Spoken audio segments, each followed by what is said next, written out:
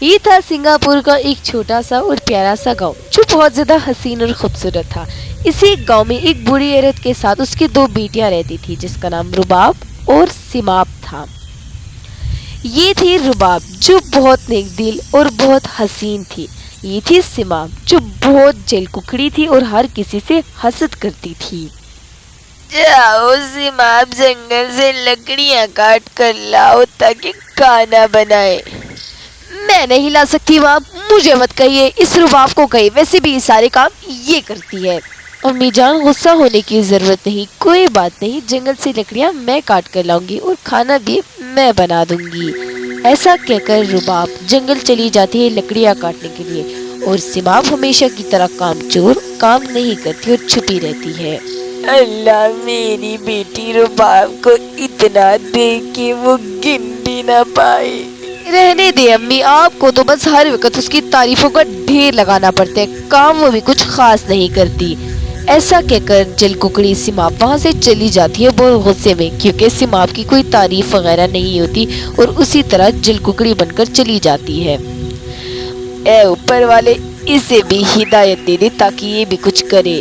سماپ جنگل میں لکڑیاں کاٹ کر ادھر ہی ہوتی ہے، تبھی اسے ایک چمکتی ہوئی چیز نظر آتی ہے۔ یہ کیا ہے؟ یہ تو کوئی جادوئی کنگھی نظر آ رہی ہے جو چمک رہی ہے۔ میں ہوں جادوئی کنگھی اور میں ہمیشہ اچھے لوگوں کی مدد کرتی ہوں۔ امی جان، یہ کوئی معمولی کنگھی نہیں، یہ جادوئی کنگھی ہے اور یہ مجھے جنگل میں سے ملی، یہ مدد کرتی ہے۔ بیٹا یہ تو بہت اچھی بات ہے، خدا نے کرشمہ کر دیا۔ تبھی رباب اور اس کی ماں سوچتے ہیں پہلے وہ جا کے دکان سے سامان لے کے آئیں گے۔ اسی خوشی میں رباب اور اس کی امی جان جلدی سے دکان کی طرف جاتے ہیں تاکہ وہ گھر کا بچا کچا سارا راشن لے کر آ جائیں۔ سماپ کے جانے کے بعد رباب کو ایک لالچی خیال آتا ہے۔ اے جادوئی کنگھی، مجھے اتنا سونا دو کہ میں مالو مال ہو جاؤں۔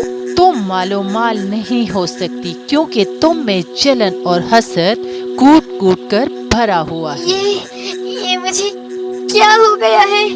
میں دوبارہ نہیں کروں گی، مجھے صحیح کر دو۔ سماپ تمہیں یہ کیا ہوا ہے؟ تم نے اپنی کیسی حالت بنائی ہوئی ہے؟ تمہیں کیا ہوا ہے؟ یہ صحیح کہہ رہی ہے، تمہیں کیا ہوا ہے بیٹا؟ کیا کیا تم نے؟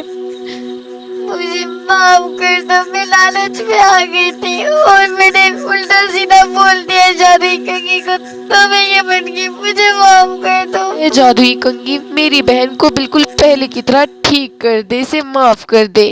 تبھی ایک دم سماپ ٹھیک ہو جاتی ہے۔ میں تمہارا شکریہ کیسے ادا کروں، مجھے سمجھ نہیں آ رہا۔ تم میری بہن ہو اور بہنوں میں اس طرح کچھ نہیں ہوتا۔ ایسی کہانیاں دیکھنے کے لیے ہمارے چینل کو شیئر، لائک اور سبسکرائب ضرور کیجیے گا۔